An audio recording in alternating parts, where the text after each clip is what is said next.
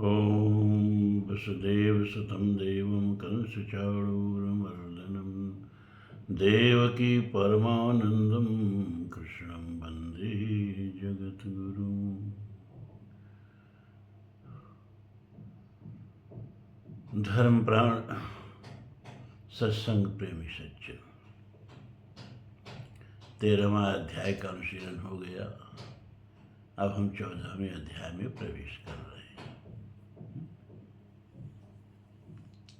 प्रथम 2 श्लोकों में तो ज्ञान की महिमा बताई जा रही है, क्योंकि 13वें अध्याय में भगवान ने कहा ना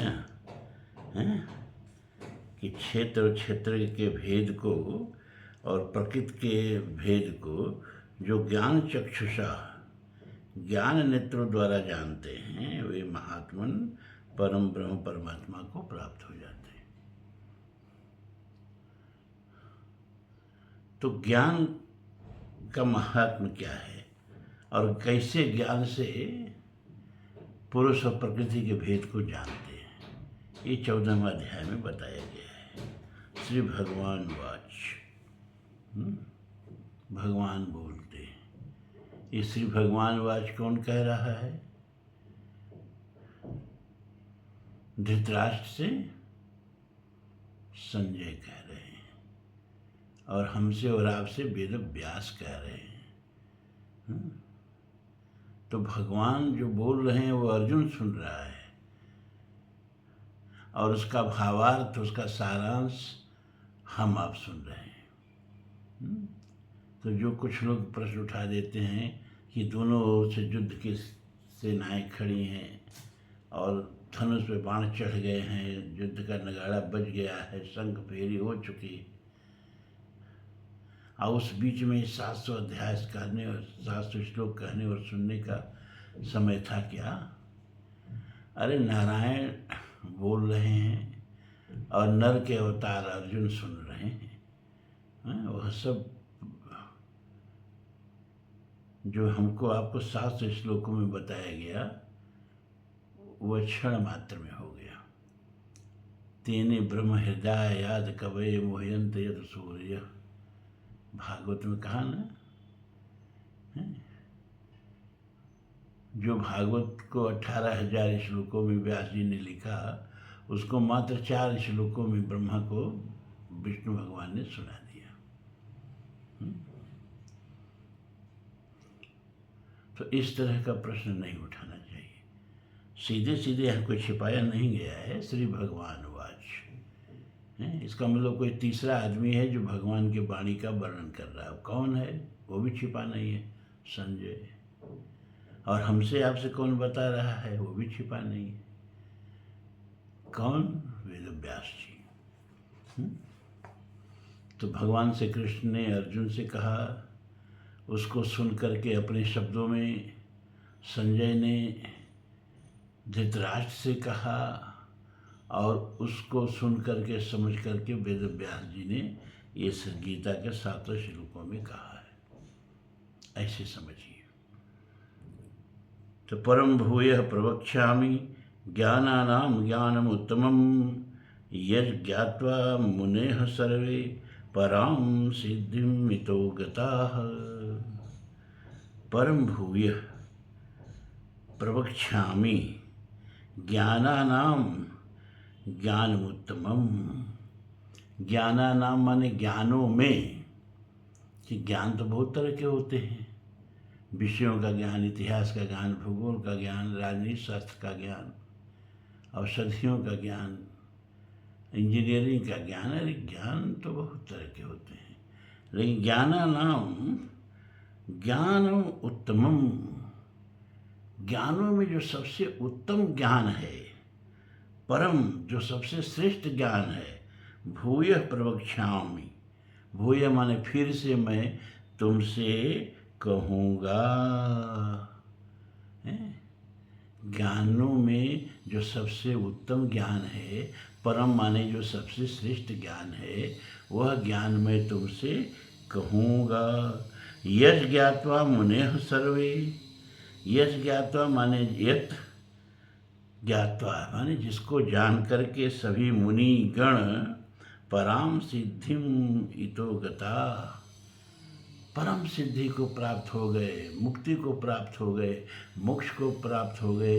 इयम गता माने इस लोक से जा करके, जिसको जान करके सारे मुनिगण जो हैं इस लोक से प्रयाण करके परम गति को प्राप्त हो गए, वह ज्ञानों में सर्वश्रेष्ठ ज्ञान मैं तुमसे कहूँगा। ये भगवान प्रतिज्ञा करते हैं। हो गया, इसमें कोई बहुत तो है नहीं जिसकी व्याख्या करें। इदम ज्ञानमुपाश्रित्य मम साधर्म्यमागता सर्गे अपि नोपजायन्ते प्रलये च व्यथयन्ति च। इदम ज्ञानम उपाश्रित्य मम साधर्म्य आगताः, इदम ज्ञानम उपाश्रित्य, इस ज्ञान का आश्रय ग्रहण करके, उपाश्रित्य माने आश्रय ग्रहण करके, इदम माने इस, ज्ञानम माने ज्ञान का, इस ज्ञान का आश्रय ग्रहण करके मम साधर्म्य आगता, मेरे साधर्म्य माने मेरे ब्रह्मत्व को प्राप्त हो गए, साधर्म्य माने मेरे धर्म को प्राप्त हो गए, सर्गे अपि नोपजायन्ते, और फिर सर्गों के यानी सृष्टि के निर्माण के समय में वे पुनः पैदा नहीं होते हैं, जो इस मेरे ज्ञान का आश्रय ग्रहण कर लेते हैं। और प्रलय न व्यथयन्ति च, और प्रलय काल में उनको कोई व्यथा नहीं होती। ब्रह्मा को जब भागवत चतुश्लोकी में भगवान विष्णु ने जो ज्ञान दिया तो क्या कहा है? एतावदेव जिज्ञासम तत्व जिज्ञासा सुनात्मनः अन्वय व्यतिरेकाभ्याम यत्सात् सर्वत्र सर्वदा।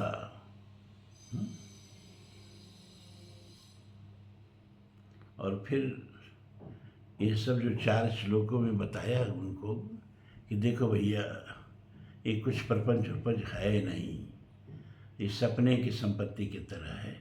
जैसे सपने में वस्तुएं होते हैं, वो सुख दुख भी देती है सपने में, लेकिन वास्तव में होती नहीं है। वैसे ही ये यथार्थ जगत भी एक सपना है, खुली आँखों का सपना है। वह प्राकृतिक रात्रि में नींद में सपना देखा जाता है, और यह आध्यात्मिक रात्रि में, मोह की रात्रि में जागरण का भी सपना देखा जाता है, लेकिन ये भी उसी सपने की तरह मिथ्या होता है। कब? जब यह जागरण की नींद टूटती है। जागरण की नींद कब टूटती है? मृत्यु के समय। तब पता चलता है अरे ये सब कहाँ गया, जो इंद्रियानुभूत जगत था वो तो कहाँ चला गया है? तब जैसे सपने के बाद जब जगते हम तो कहते हैं अरे सपने का सब कहाँ चला गया। कहाँ गया? कहीं स्टोर रूम में थोड़े चला गया, वो था ही नहीं, बस भास रहा था। उसी तरह से यह जगत भी है नहीं, बस भास रहा है ना। तो भगवान ने कहा देखो ब्रह्मा, पहले भी मैं ही था, कुछ नहीं था। नानक सत्सत परम, और पश्चात हम, अब बाद में भी मैं ही होता हूँ जी। यदेच, अब तुम पूछोगे जब जो बीच में ही सब क्या है, तो कहा सो अस्मि हम, वो भी हम मैं ही हूँ।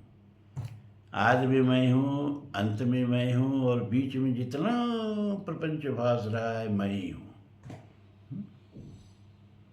तो जब मैं ही हूँ, तुम हो ही नहीं, तो क्या पाने का, क्या खोने का शोक करोगे भैया, हैं?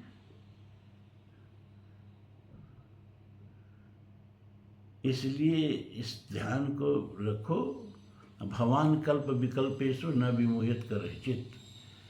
तुम्हारे सामने तो कल्प का कल्प पैदा होगा, कल्प का कल्प मिटेगा। तो तुम अगर मोहग्रस्त हो गए कि सब मेरी संपत्ति है, तो तुम्हारी पीड़ा का तो कोई अंत नहीं होगा। तो पहले ही तुम जान लोगे सब मैं ही हूँ, और ये जो भाषित हो रहा है ये मेरी ही माया है, इसलिए न इसके पैदा होने का हर्ष और न जाने का शोक। वही बात इसमें कह रहे हैं कि इदम ज्ञानम उपाश्रित्य मम साधर्ममागता सर्गे अपि नोपजायन्ते प्रलय न व्यथयन्ति च। मेरे इस ज्ञान का आश्रय करके मेरे स्वरूप को, मेरे गुण धर्म को प्राप्त करके जब सृष्टि की रचना हो रही है तो भी वह मुनिगण जो इस मेरे ज्ञान का आश्रय लिए रहते हैं पैदा नहीं होते हैं और प्रलय काल में व्याकुल नहीं होते। देखिए, एक दिन में व्यक्ति आध्यात्मिक नहीं हो जाता है और एक दिन में आध्यात्मिक गुण भीतर नहीं उतर जाते हैं। आप लोगों ने पूरा का पूरा जीवन बिना आध्यात्मिक चर्चा के बिता दिया है ना। कहीं कहीं गए, सुन लिए, वो सब कोई आध्यात्मिक सत्संग नहीं होता है, सब तमाशा नौटंकी है ना। ऑर्केस्ट्रा बज रहा है, ये बज रहा है। अब तो टीवी पर देखते हैं, देखने का मन ही नहीं करता है। और वो औरतें नाच रही हैं, नाचने के लिए जाते ही हैं सब। तो आध्यात्मिक चर्चा के बिना पूरा जीवन बीत गया है। अब कुछ समय से अविकल रूप से भगवान की कृपा से आप लोगों को आध्यात्मिक चर्चा सुनने को मिल रही है और ये परम आश्चर्य है कि आध्यात्मिक चर्चा में वो लौकिक रस तो कोई होता नहीं है, न चुटकुला होता है, न गाना बजाना, कुछ नहीं होता है भाई। उदासीनवत सब कुछ कहा जाता है, गंभीर चिंतन है। और उसको सुनने के लिए आप लोग रोज, भगवान की ऐसी अद्भुत कृपा है, ये भगवान की कृपा है कि रोज आप लोग आकर के बैठ जाते हो। मौसम प्रतिकूल है तभी आके बैठ जाते हो।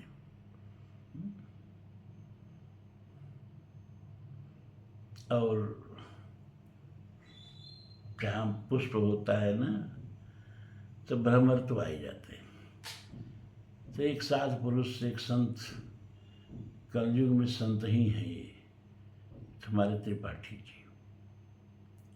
और कुछ तो त्रिपाठी जी का भी गुण है, उनकी भी विशेषता है, उनका भी सौजन्य है जो आप खींचे हुए चले आते हैं और आप इतने लोगों को बांध लेते हैं और रोज बुला लेते हैं। और हमको भी पकड़ लिए हैं, हमको भी। आज तो मेरा एकदम मन नहीं था, है ना। त्रिपाठी जी को तो फ़ोन कर नहीं पाता हूँ इसलिए कि ओटी में हैं, कहाँ हैं, मैं उनको डिस्टर्ब नहीं करना चाहता। उनकी नारायण सेवा में मन में हमेशा उनका ध्यान रहता है, लेकिन फ़ोन करने में संकोच होता है। तो विजय मिश्रा जी से हम अपना जो कहना है कह देते हैं। तो आज फ़ोन करने जा रहे थे कि मिश्रा जी आज नहीं मन कर रहा है। फिर हमने सोचा नहीं, बाप रे, लोग इतने तत्पर हो के कहाँ कहाँ से 3-3, 4-4 किलोमीटर दूर से और 80 वर्ष की उम्र में भी आके बैठ जाते हैं। हमको कोई अधिकार है आलस्य करने का? कोई अधिकार है प्रमाद करने का? बस तुरंत संकल्प करके बैठ गया कि नहीं, कुछ न कुछ तो आज भेजना ही है पाथे आप लोगों के लिए। तो मम योनिर्महद् ब्रह्म तस्मिन् गर्भदधाम्यहं संभवः सर्वभूतानां ततो भवति भारत। अब जो क्षेत्रज्ञ का वर्णन अभी आप सुनते रहोगे, अब उसी को समेट रहे हैं भगवान। कह रहे हैं कि क्षेत्रज्ञ क्या है? यह मूल प्रकृति, यह अव्यक्त, यही क्षेत्र, क्षमा करे, क्षेत्र है। यही खेत है मेरा, ये मेरी फार्मिंग है, ये पूरा ब्रह्मांड ये मेरी फार्मिंग है। अब मेरा फार्म क्या है? ये है मूल प्रकृति, ये अव्यक्त। कितना सुंदर नाम दिया, अव्यक्त। अव्यक्त मूल मनादि तरतच चार निगमागम भने, खटकंद शाखा पंचवीस पर्ण सुमन अनेक घने। तुलसी उत्तरामचरित में लिखते हैं, क्षमा करें, उत्तरकांड में।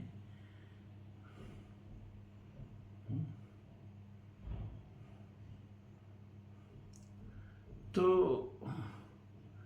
ये जो मेरी फार्मिंग है, ये जो मेरा फार्म है, मूल प्रकृति अव्यक्त है। अव्यक्त का मतलब ये कि सब कुछ और कुछ नहीं, सब कुछ उसमें समाहित है लेकिन कुछ नहीं है। सब कुछ होने की संभावना है लेकिन कुछ अभी है नहीं। सब कुछ पैदा होने की संभावना है कुछ नहीं। अव्यक्त, जैसे परमात्मा निर्गुण निराकार अव्यक्त है, वैसे ही प्रकृति भी निर्गुण निराकार अव्यक्त है। और जैसे परमात्मा भी सगुण साकार हो जाता है अपनी इच्छानुसार, अपने प्रयोजनानुसार, वैसे यह प्रकृति भी हो जाती है। तो मूल रूप से यह प्रकृति क्या है? सबको अपने में समेटे हुए, सब कुछ अपने में पिरोए हुए कुछ नहीं है, अव्यक्त है।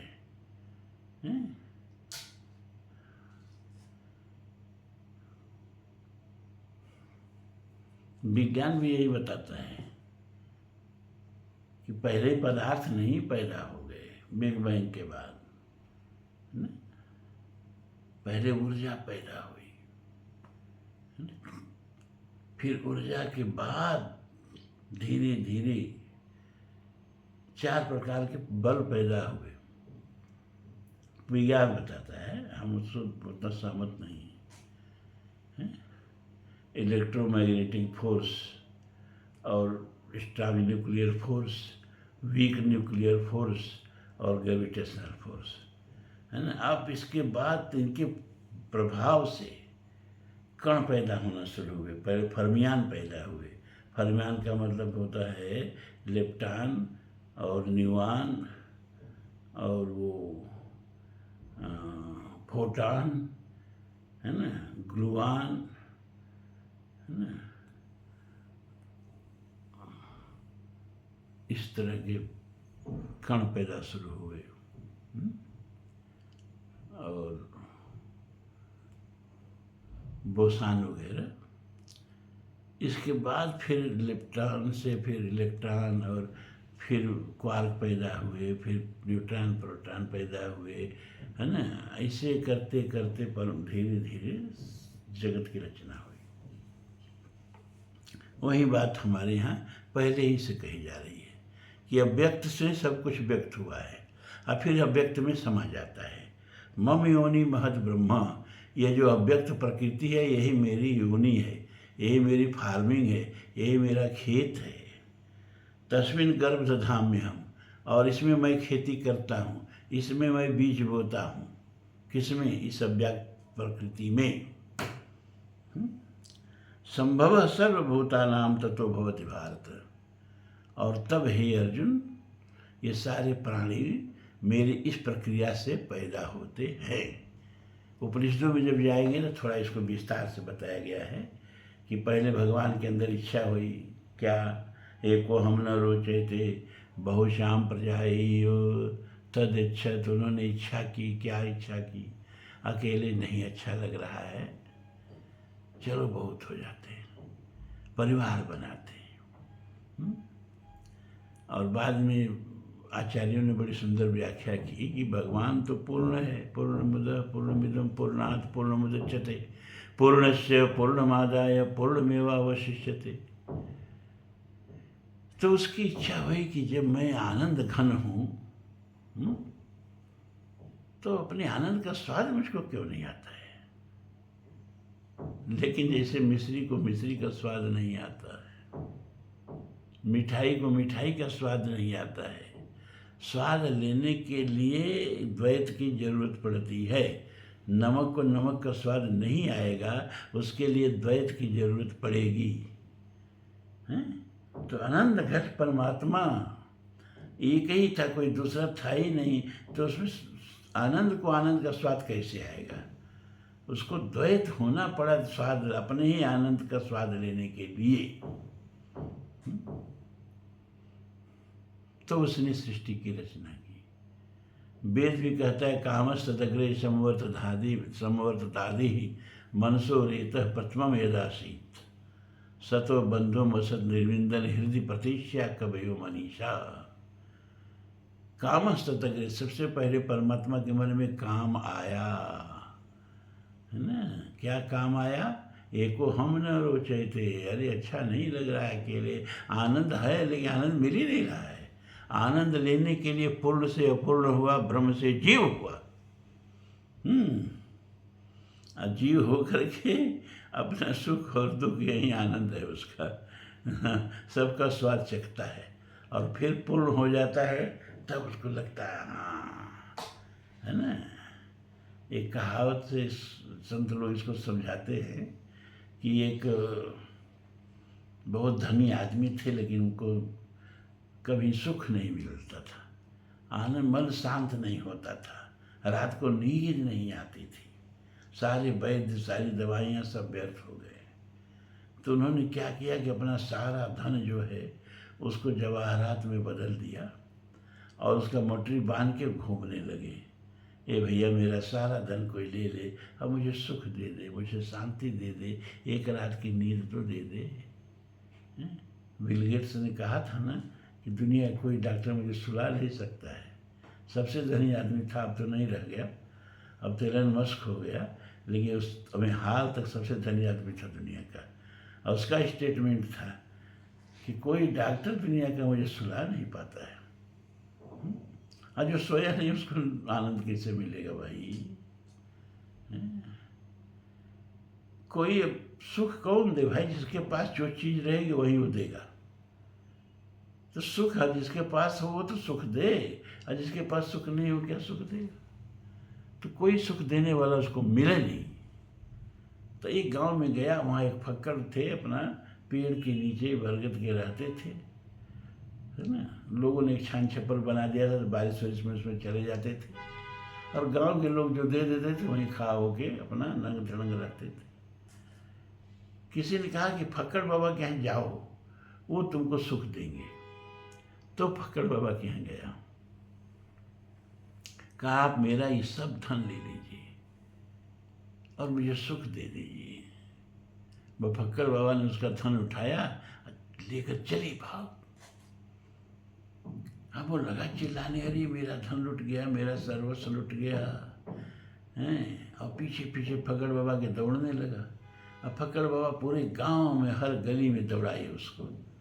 अब जब फक्कड़ बाबा को भागते हुए लोगों ने देखा, उसके पीछे इसको चिल्लाते हुए भागते हुए देखा, तो गांव के लोग भी पीछे पीछे लग गए, बच्चे और स्त्री और बूढ़े और जवान, और सैकड़ों की भीड़ पीछे पीछे दौड़ रही है ना? अब पूरा गांव का चक्कर लगवा के अब फिर आके उसी पेड़ के नीचे बैठ के अब पटक दिए मोटरी, धम दे आया और लेके मोटरी अपने हृदय से लगा लिया। हाँ, गहरी गहरी सांस लेने लगा। फक्कड़ बाबा ने कहा, सही से बताना, आनंद मिल रहा है? कहाँ रे, बहुत आनंद मिल रहा है, मेरा धन मुझे वापस मिल गया। तो फक्कड़ बाबा ने कहा, देख, जो खोया नहीं उसको पाने का आनंद नहीं। सब कुछ है, कभी खोया नहीं, कभी किसी को दिया नहीं, कभी दान किया नहीं, भरा है सब कुछ, कभी आनंद मिलेगा नहीं है? जो भूखा नहीं उसको भोजन का आनंद कैसे मिल जाएगा? जो थका नहीं उसको नींद का आनंद कैसे मिल जाएगा? और जो खोया नहीं उसको धन का आनंद कैसे मिल जाएगा? इसी सिद्धांत पर परमात्मा अपना आनंद खो के जीव बनता है और फिर उसको पाके आनंदित होता है। ठीक है? अब परमात्मा के बारे में जो भी समझाया जाए, इदमित्थम कही जात न सोई, ऐसा ही है, ऐसा तो कहा नहीं जा सकता। तुलसी ने कहा ही, मन समेत जही जान न बानी, तर्क न सकें सकल अनुमानी। उसको जो वाणी का विषय नहीं, उसके बारे में वाणी से बताना कितना कठिन है। तो परमात्मा के अंदर जब इच्छा हुई कि एक से अनेक हो जाएं, तो सबसे पहले दो बना, और वही प्रक्रिया आज भी चली आ रही है। कोई भी वृक्ष का कोई अंकुर देखना निकलता है तो उसमें दो ही पत्ते पहले निकलते हैं। यहाँ तक कि आप भी पहले दो ही हुए, एक से दो हुए, दो से अनेक हो गए।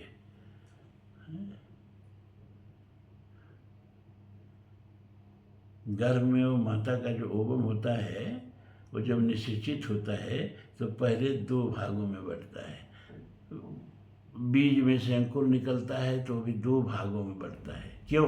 क्योंकि परमात्मा भी पहले दो ही भागों में बटे। कौन किन दो भागों में बटे? प्राण और रई, या पुरुष और प्रकृति, एक ही चीज है। प्राण को पुरुष कहा, रई को प्रकृति कहा, या सूर्य और सोम एक ही चीज है। प्राण को सूर्य कहा और सोम को प्रकृति कहा। इन दो भागों में बटे, और फिर इन दोनों के संयोजन से सारी सृष्टि बनी। उसी बात को यहाँ समझाया जा रहा है। मम योनि महद ब्रह्म तस्मिन् गर्भधाम्यहं संभवः सर्वभूतानां ततो भवति भारत। इसलिए कोई भी प्राणी देखें तो एक ही जान ले, क्या इसमें पुरुष भी है, इसमें प्रकृति भी है। और पुरुष कभी विभाज्य नहीं होता है, तो पुरुष पूर्ण रूपेण वहाँ उस जीव में है। इसलिए हर जीव जहाँ भगवान की प्राण प्रतिष्ठित मूर्ति हो, उस घर को मंदिर कहते हैं ना, है ना। और मूर्ति को ही प्रणाम नहीं करते हैं, दूर से मंदिर को भी प्रणाम करते हैं। उसी तरह से ये वो मंदिर तो आप बनवाते हैं ईंट पत्थर से, ये मंदिर तो परमात्मा ने बनाया और स्वयं इसमें प्रतिष्ठित हो गए। इसलिए हर जीव आपको ईश्वर का मंदिर दिखना चाहिए, और उसमें बैठे हुए ईश्वर को प्रणाम करना चाहिए। किसी को अपमानित न करें। किसी को, सबसे बड़ा दुख जो है वो अपमान का दुख है। गीता में भगवान ने कहा कि संभावित भले सम्मानित व्यक्ति का अपमान मृत्यु से भी ज़्यादा दुखद होता है। मरणातत रिच्यते, मरण से भी ज़्यादा दुख आता है किसको? सम्मानित व्यक्ति को जब आप अपमानित करते हैं।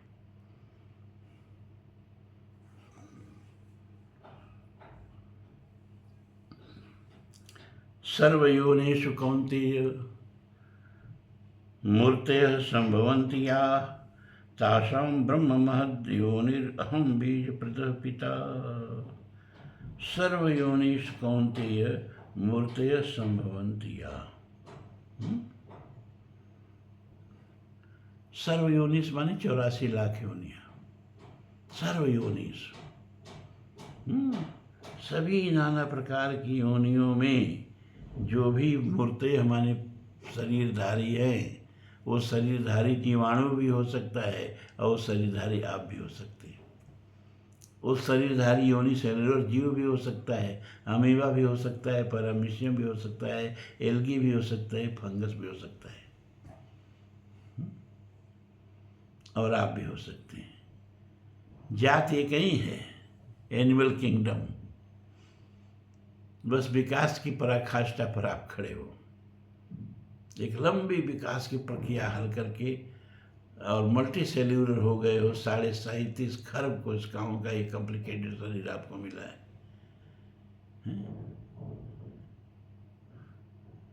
और अरबों अरबों कोशिकाओं का ये न्यूरॉन सेल से बना हुआ मस्तिष्क जो अब जीवों के पास अभी नहीं है, लेकिन हो आप वही एनिमल किंगडम।